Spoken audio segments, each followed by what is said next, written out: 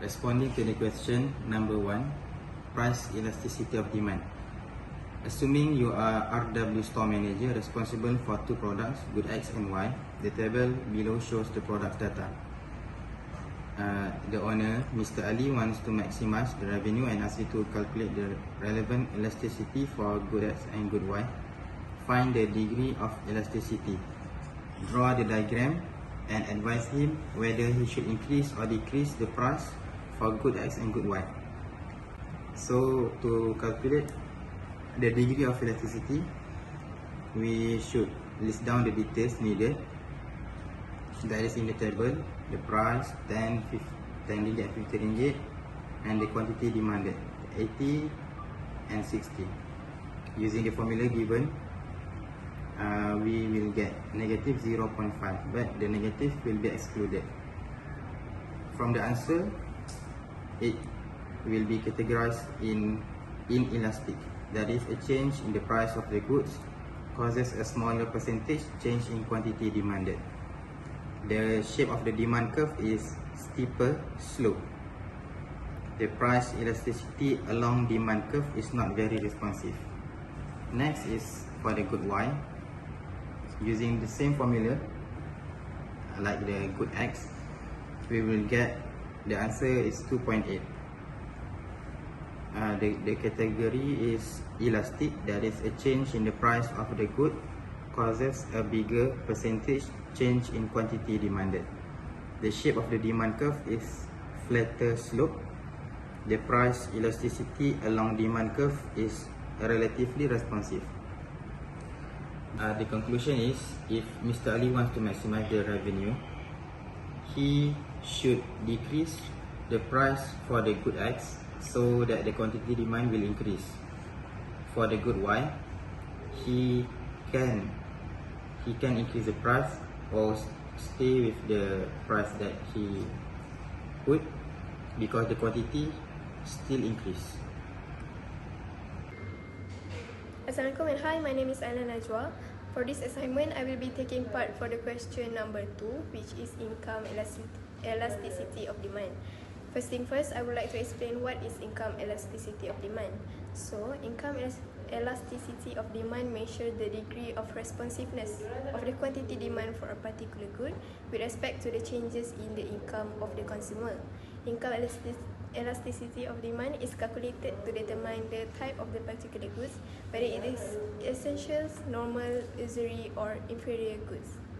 Referring to the question provided from our respective madam, it is stated there that the result of the income elasticity of demand for frugal furniture product is negative 0.88.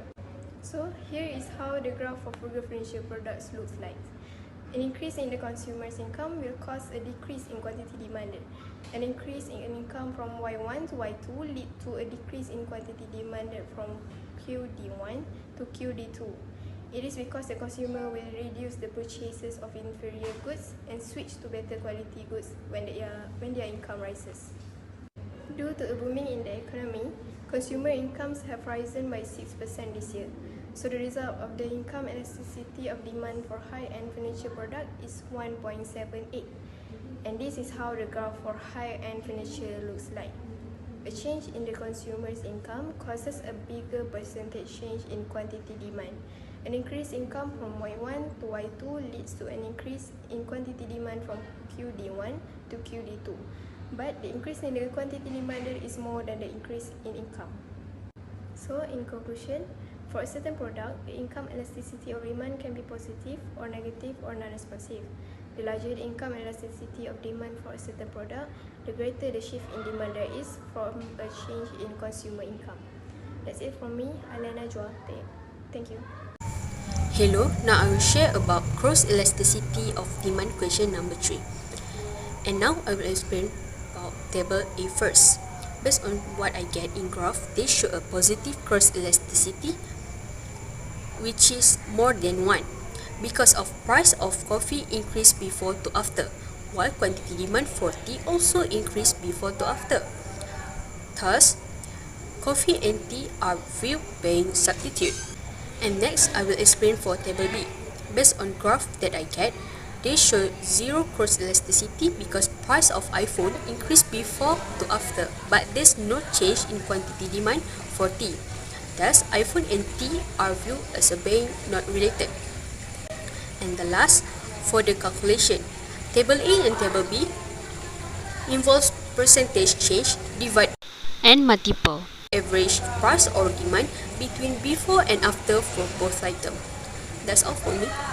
Thank you. For case 4, price elasticity of supply. For question A, when the price of good A is 200, the quantity supply is 100 unit. When the price increase to 300, the quantity supply is unchanged at 100 unit. This is the curve of quantity supply and with price. Quantity supply unchanged, which is 100, and price is changed to 100 to 300. That showing the graph is perfectly in elasticity because after we calculate we get 0. The curve is vertically supplied because when the price is increasing but the quantity supplied doesn't change. This is because the company have limit of production for daily. So how much the price is increasing, they only can produce that much. For case B,